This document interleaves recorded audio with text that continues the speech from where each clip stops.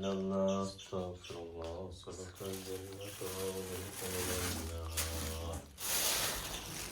അസ്സലാമു അലൈക്കും. അപ്പോൾ ഇന്ന് റമദാൻ 4 അല്ലേ. അപ്പോൾ ഇന്ന് എന്തെങ്കിലും വെറൈറ്റി ആയിട്ട് എന്തെങ്കിലും ഉണ്ടാക്കാമെന്ന് വിചാരിച്ചു. അപ്പോൾ തോന്നിയൊരു ആഗ്രഹമായിരുന്നു ഇറച്ചിയും പുളിയും വെക്കുക എന്നുള്ളത്. ചിലവർ പറയും കപ്പ ബിരിയാണി, അതേപോലെ ബീഫ് ബിരിയാണി, ഇറച്ചി പൂള എന്നൊക്കെ പറയും. നമ്മളെ നാട്ടിലെ ഇറച്ചിയും പുളിന്ന് തന്നെ പറയലിട്ടാ. അപ്പോൾ ഈ ഒരു സംഭവം ഇറച്ചി മാത്രമാകുമ്പോൾ അത്ര രസം ഉണ്ടാവില്ല. അതിൻ്റെ കൂടെ അതിൻ്റെ കുറച്ച് ഒരു കവാടും കാര്യങ്ങളൊക്കെ ആകുമ്പോൾ രസം. എന്തായാലും പൂള അല്ലെങ്കിൽ കപ്പ മരച്ചീനി, നമുക്ക് ഒരുപാട് സബ്സ്ക്രൈബേഴ്സ് ഉണ്ടായതുകൊണ്ട് ഏതാ നിങ്ങളെ നാട്ടിൽ പൂളൊക്കെ എന്താ പറയല്ലേ, കപ്പൊക്കെ എന്താ പറയുന്നത് കമൻറ്റ് ചെയ്യട്ടോ. അപ്പോൾ ഇത് വേവിച്ചിനു. അപ്പോൾ ഞാൻ വെന്തിക്കണം നോക്കട്ടെ. കുഴപ്പമില്ല കേട്ടോ, 1-2 വിസിലടിച്ചപ്പോൾ തന്നെ പൂള വെന്തിക്കണേ.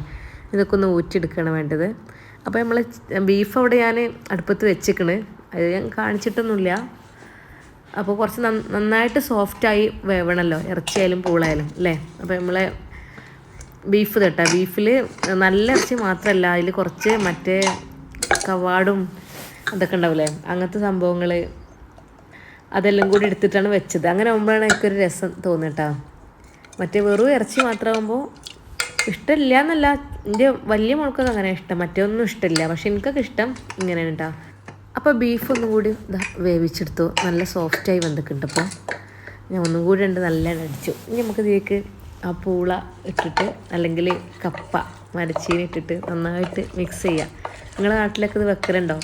ഞാൻ ഹസ്ബൻഡിനോട് പറഞ്ഞു നോമ്പ് തുറക്കുമ്പോഴൊന്നും അത് ശരിയാവില്ല എന്ന് പറഞ്ഞു.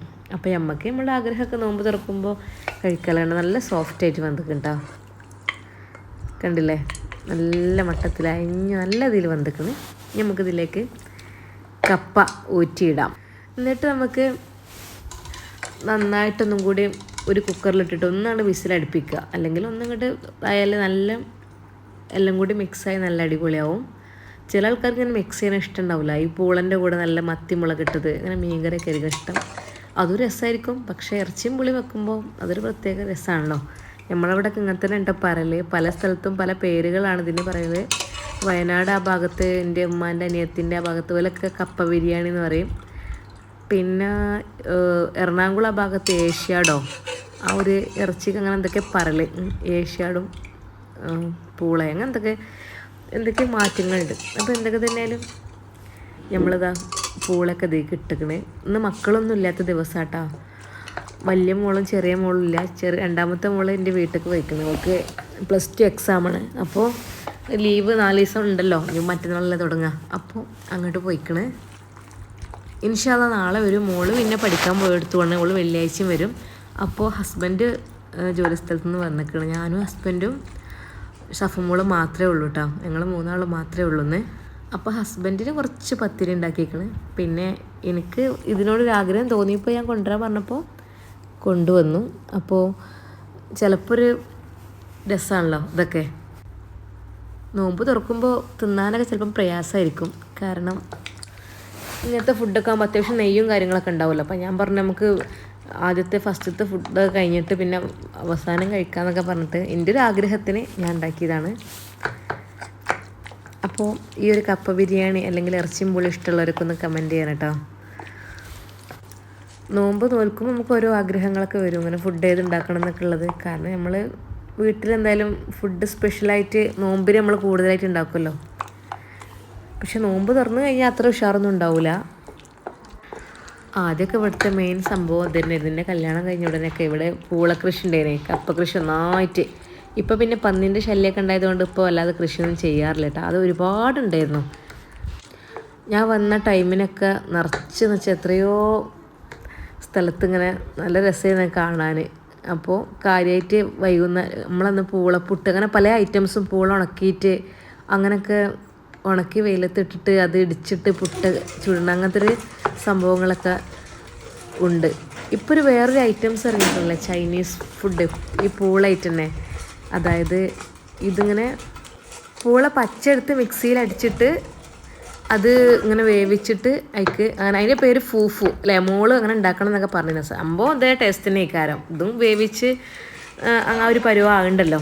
അപ്പോൾ ഫൂഫു ചൈനീസ് ഫുഡ് പലരും പരീക്ഷിക്കുന്നുണ്ട്. നമ്മളെ നാട്ടിലെപ്പോഴും നമുക്ക് എപ്പോഴും നല്ലത് ഇറച്ചിയും പുളി തന്നെ ഉണ്ടാകും, അതിനൊക്കൂലല്ലോ. നല്ല സൂര്യപ്രകാശം വരുന്നുണ്ട് വൈകുന്നേരം ആയതുകൊണ്ട്, അതുകൊണ്ടുണ്ട് ഒരു വെളിച്ചിങ്ങനെ. പിന്നെ അപ്പോൾ നമ്മളെ ഇതാ ബീഫ് ബിരിയാണി കപ്പ ബിരിയാണി അല്ലെങ്കിൽ ഇറച്ചിയും പുളിയും ഏഷ്യാടുന്ന സംഭവം ഇതൊക്കെ ഇവിടെ സെറ്റ് ആക്കണേ. എല്ലും ഒക്കെ കൂട്ടത്തിൽ മിക്സാക്കി ആക്കുമ്പോഴാണ് ഭയങ്കര ടേസ്റ്റ് ഉണ്ടാവുക. വെറും ഇറച്ചി മാത്രമായാലും രസമൊന്നും ഉണ്ടാവില്ല. അപ്പോൾ ഇന്നത്തെ നമ്മളെ റമദാൻ നോമ്പുതുറ ഫുഡിൽ ഇതും കൂടി ഉൾപ്പെടുത്തുന്നുണ്ട് കേട്ടോ. ഇത് എൻ്റെ ഒരു ആഗ്രഹം കൊണ്ട് ഉണ്ടാക്കിയതാണ്. ഹസ്ബൻഡിനൊന്നും വലിയ താല്പര്യം ഉണ്ടായിരുന്നില്ല. എനിക്ക് പിന്നെ ഇടയ്ക്കിടയ്ക്ക് ഇതൊരു ഉണ്ടാക്കുന്നൊരു പൂതിയാണ് കേട്ടോ. നോമ്പല്ലെങ്കിലും അങ്ങനെ തന്നെയാണ്. അപ്പോൾ ഈ ഒരു ബീഫ് ബിരിയാണി അല്ലെങ്കിൽ കപ്പ ബിരിയാണി ഇഷ്ടപ്പെട്ടവരൊക്കെ ഒന്ന് ലൈക്ക് ചെയ്യട്ടോ. അതുപോലെ നിങ്ങൾ ഉണ്ടാക്കാറുണ്ടോ? നിങ്ങൾ ഉണ്ടാക്കൽ എങ്ങനെയെന്ന് പറഞ്ഞു തരി, നമുക്കൊന്ന് മാറി ചിന്തിച്ച് നോക്കാമല്ലോ. അപ്പോൾ നമ്മൾ ഇന്നത്തെ ഫുഡ് ഉണ്ടാക്കിയ കൂട്ടത്തിൽ ഇതും ഒരു പാത്രത്തിൽ ഉണ്ടാക്കി വെക്കുകയാണ്. പൂളായിട്ടുള്ള എല്ലാ ഐറ്റംസും ഇഷ്ടമാണ് ആയിക്കുമല്ലോ എല്ലാവർക്കും. കാരണം പൂള ചിപ്സ്, പിന്നെ പൂളായിട്ട് ഇങ്ങനെ കൂട്ടാൻ ഇങ്ങനെ വെക്കണത്, അതേപോലെ മീൻ മുളകിട്ടതും പൂളയും അങ്ങനെ വെറൈറ്റി ഐറ്റംസിലുണ്ടല്ലോ. പൂളപ്പുട്ട് അതൊക്കെ രസമാണ് കേട്ടോ. പൂളപ്പുട്ടൊക്കെ ഞങ്ങൾ തിന്നിട്ടുണ്ട്. അപ്പോൾ നമ്മൾ ഇന്നത്തെ ജ്യൂസ് എന്ന് വെച്ചാൽ നമ്മൾ പൈനാപ്പിളാണ്, പിന്നെ കുറച്ച് ബത്തക്കയും പാലും കൂടിയും കൂട്ടി അങ്ങനെ അടിച്ച് വെച്ചിരുന്നു. ഇന്നിപ്പോൾ ഹസ്ബൻഡ് ഉണ്ടായതുകൊണ്ട് ഈ ഒരു കാര്യങ്ങളൊക്കെ ജ്യൂസിൻ്റെയും ഫ്രൂട്ട്സിൻ്റെയും അങ്ങനത്തെ പരിപാടിയൊക്കെ ഹസ്ബൻഡ് ചെയ്യും. നമുക്ക് ബാക്കിയുള്ളതൊക്കെ നോക്കിയാൽ മതി. അപ്പോൾ നോമ്പ് തുറക്കാൻ ഞാനും സഫുമോളും ഉളപ്പച്ച് മാത്രമുള്ള ദിവസമാണെന്ന്. അപ്പോൾ കുറച്ച് മധുരമുള്ളത് മാറ്റി വെച്ചതാണ് കേട്ടോ. മധുരം ഇല്ലാത്തതുകൊണ്ട് മധുരം ഉളപ്പച്ചക്ക് പറ്റൂല. അപ്പോൾ ഇൻഷാ അല്ലാഹ് നമുക്ക് അടുത്ത വീഡിയോയിൽ കാണാം കേട്ടോ. അപ്പോൾ നോമ്പ് തുറക്കെ കഴിഞ്ഞ് നിസ്കരിക്കാനൊക്കെ വേണ്ടിയിട്ട് റൂമിലേക്കൊക്കെ പോവുകയാണ്. അതേപോലെ ഹസ്ബൻഡ് പള്ളിയിൽ പോകാൻ വേണ്ടി നിൽക്കുകയാണ്. അപ്പോൾ ഇൻഷാ അല്ലാഹ് നമ്മളെ കഥകളൊക്കെ ആയിട്ട് നമുക്ക് വീണ്ടും കാണാം. പിന്നെ കഥ കേൾക്കാൻ ഇഷ്ടമില്ലാത്തവർ കേൾക്കണ്ട കേട്ടോ. നമുക്ക് താല്പര്യം ഉണ്ടെങ്കിൽ സമയമുണ്ടെങ്കിൽ മാത്രം കേട്ടാൽ മതി. ഒരിക്കലും ഞാൻ ആരെയും നിർബന്ധിക്കണില്ല. നിങ്ങൾക്ക് ഇഷ്ടമുണ്ടെങ്കിൽ തറാവിയൊക്കെ കഴിഞ്ഞതിൻ്റെ ശേഷം സമയം ഉണ്ടെങ്കിൽ കേൾക്കുക, അല്ലെങ്കിൽ കേൾക്കണം എന്നില്ല. അപ്പോൾ ദുആയിലൊക്കെ ഇൻഷാ അല്ലാഹ് ഉൾപ്പെടുത്തിട്ടാ. എല്ലാവരുടെ പ്രാർത്ഥനയിലും നമ്മൾ പരസ്പരം അങ്ങോട്ടും ഇങ്ങോട്ടും ദുആ ചെയ്യുക. ഞങ്ങൾക്ക് വേണ്ടിയിട്ട് ഞാനും ദുആ ചെയ്യുക. നമ്മളിൽ നിന്ന് എന്തെങ്കിലുമൊക്കെ തെറ്റുകുറ്റങ്ങളൊക്കെ വന്നു പോയിട്ടുണ്ടെങ്കിൽ പടച്ച റബ്ബ് നമുക്കത് പുറത്ത് മാപ്പാക്കി തരട്ടെ. അതുപോലെ നമ്മുടെ മാതാപിതാക്കളെയും മക്കളെയൊക്കെ പടച്ച റബ്ബ് കാത്ത് രക്ഷിക്കട്ടെ. പെട്ടെന്നുള്ള മരണത്തെ തൊട്ട് നമ്മെ എല്ലാവരെയും അല്ലാഹു സുബ്ഹാനഹു വ തആല കാത്ത് രക്ഷിച്ച് അനുഗ്രഹിക്കട്ടെ എന്ന് പ്രാർത്ഥിച്ചുകൊണ്ട് നിർത്തുന്നു. ഇൻഷാ അല്ലാഹ്. അപ്പോൾ നമുക്ക് അടുത്ത വീഡിയോയിലൊക്കെ കാണാം കേട്ടോ. അപ്പോൾ എല്ലാവരും കമൻറ്റ് ചെയ്യുക, ലൈക്ക് ചെയ്യുക. ഇനിയും ബാക്കിയുള്ള നോമ്പൊക്കെ നല്ല രീതിയിൽ നോറ്റ് വീട്ടുവാനുള്ള ഭാഗ്യം അല്ലാഹു സുബ്ഹാനഹു വ തആല നമ്മൾക്കും നമ്മളെ കുടുംബത്തിനും നൽകി അതിനുള്ള ആരോഗ്യം ആഫിയത്തും പടച്ച റബ്ബ് നമുക്കെല്ലാവർക്കും നൽകട്ടെ. അപ്പോൾ അസ്സലാമു അലൈക്കും വറഹ്മത്തുള്ളാഹി.